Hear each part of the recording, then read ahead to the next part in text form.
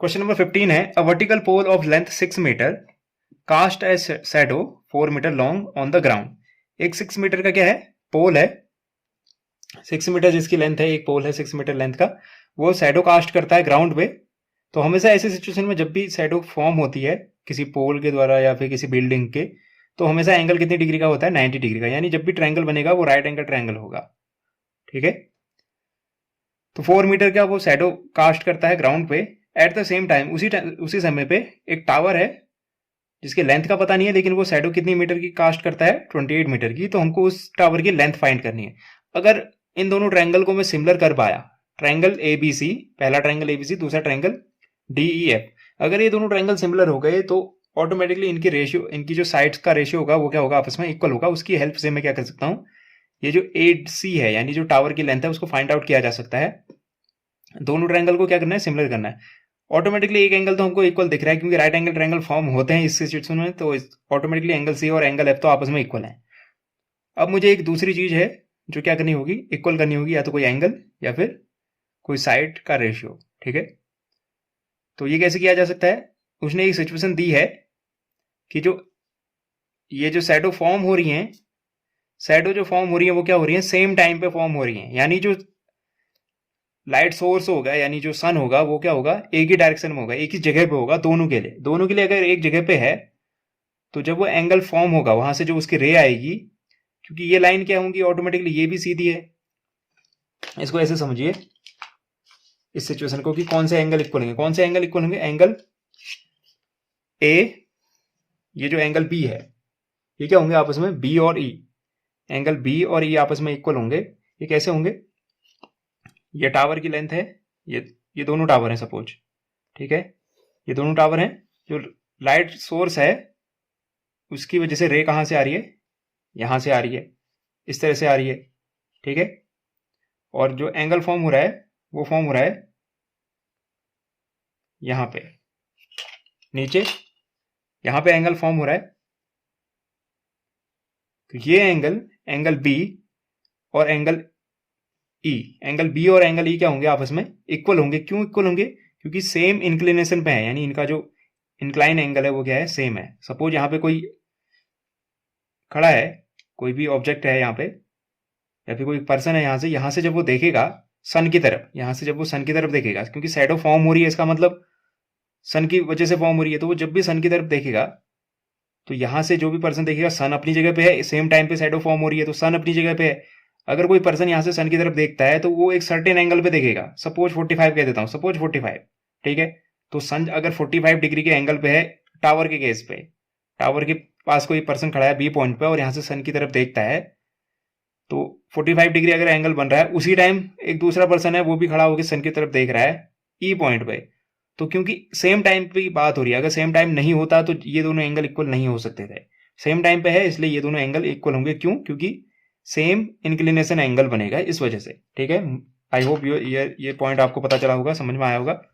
क्यों, क्योंकि same time पे जो शैडो फॉर्म हो रही है उसकी वजह से ये एंगल ऑफ इंक्लिनेशन क्या होंगे, आपस में इक्वल होंगे। क्योंकि आप शैडो किसकी वजह से फॉर्म होती है, सन की वजह से या फिर कोई भी लाइट सोर्स की वजह से, और सेम टाइम पे अगर एक लाइट सोर्स है तो वो जो एंगल ऑफ इंक्लिनेशन होगा वो क्या होगा, आपस में इक्वल होगा। इस वजह से ये जो एंगल बी है वो किसके इक्वल होगा, एंगल ई के। अब मेरे पास एंगल बी और एंगल ई आपस में इक्वल हो गए हैं, ऑलरेडी सी और एफ आपस में इक्वल थे 90 डिग्री की वजह से।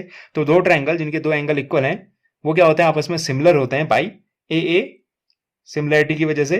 अगर दोनों ट्रायंगल सिमिलर है तो उनकी करस्पॉन्डिंग साइड का रेशियो आपस में क्या होगा, इक्वल होगा। इस पूरी स्ट्रेटेजी का इस्तेमाल करते हुए हम आंसर फाइंड करने की कोशिश करेंगे। गिवन में था हमें जो टावर की लेंथ है, शैडो, टावर की जो शैडो है जिसको मैंने एज्यूम कर लिया बीसी, बीसी कितनी है 28 सेंटीमीटर। ऐसे ही एसी तो गिवन नहीं है, यहां से जो दूसरी पोल की शैडो है ईएफ, पोल की शैडो ई एफ है मेरी 4 सेंटीमीटर नहीं हो सकता ना, टावर तो मीटर में है। ऐसे ही और डी एफ, डी एफ की लेंथ है मेरी 6 मीटर। ये सिचुएशन मेरे को गिवन है, मुझे फाइंड करना है height of the tower. Height of the tower क्या है, ए सी, तो मुझे ए सी फाइंड करना है। ठीक है, तो स्टार्ट करते हैं, दोनों ट्रायंगल को क्या कर लेते हैं, सिमिलर कर देते हैं। In triangle A B C and triangle DEF, angle ABC और एंगल ABC और एंगल DEF आपस में इक्वल होंगे। क्यों इक्वल होंगे? At the same time the sun rays have the same inclination. At the same time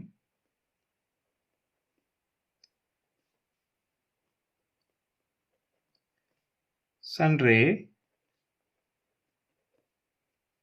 have same inclination।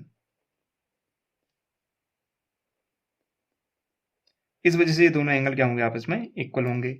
और दूसरा जो पॉइंट है हमारा एंगल ACB, यानी एंगल C की बात हो रही है। एंगल ACB इक्वल होगा एंगल DFE के। ये दोनों एंगल इक्वल क्यों होंगे? ये दोनों एंगल इसलिए इक्वल हैं क्योंकि ये क्या है? 90 डिग्री है, ईच 90 डिग्री। देखो ये इन्फॉर्मेशन गिवन नहीं थी कि ये 90 डिग्री है, हमको ये अंडरस्टूड होता है। ग्राउंड एकदम हम मान के चलते हैं कि क्या है? फ्लैट है, और जो टावर या पोल है वो क्या है? एकदम स्ट्रेट है, वर्टिकली स्ट्रेट। तो हमेशा ग्राउंड के साथ वो कितने डिग्री का एंगल बनाएंगे? 90 डिग्री का। ये इन्फॉर्मेशन हमेशा होती है, हर क्वेश्चन में होती है, जब तक कि कहा ना जाए।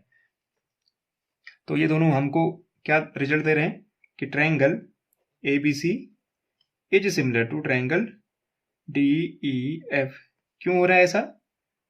बाई AA सिमिलरिटी की वजह से। बाई AA सिमिलरिटी दोनों ट्रायंगल क्या हो जाएंगे? आपस में सिमिलर हो जाएंगे। अगर दोनों ट्रायंगल सिमिलर हैं तो इनकी साइड का रेशियो क्या होना चाहिए? आपस में इक्वल होना चाहिए। तो मैं जानबूझ के वो साइड लूंगा, इस साइड को लेने का कोई सेंस नहीं बनता क्योंकि ये दोनों अननोन है। ठीक है, जिनकी जरूरत है उनको लेते हैं। यानी AC अपॉन यहां से AC, यहां से DF। AC upon DF is equal to BC upon EF। AC upon DF, BC upon EF। तो 3 साइड गिवन है, 4th साइड हम ऑटोमेटिकली कैलकुलेट करके निकाल सकते हैं।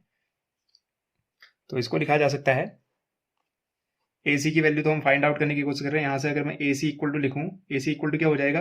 ये DF उधर जाके मल्टीप्लाई हो जाएगा। वहां ऑलरेडी क्या था?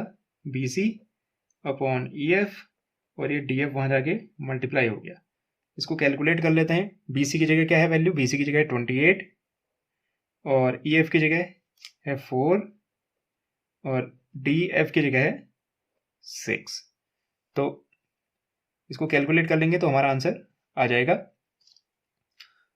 तो 4 से 28 कैंसिल करेंगे, कितने टाइम्स? 7 टाइम्स। 4 7 जा 28 और 7 6 जा कितना होता है? 42। यानी जो टावर 42, यानी जो टावर की लेंथ होगी वो कितनी होगी? 42 मीटर। हेंस इसको लिख सकते हैं हम, हेंस लेंथ हाइट होती है ना, height of the tower is equal to as 42 metre. ठीक है, उम्मीद करता हूं आपको ये एक्सप्लेनेशन पसंद आया होगा और समझ भी आया होगा। Thank you and have a nice day.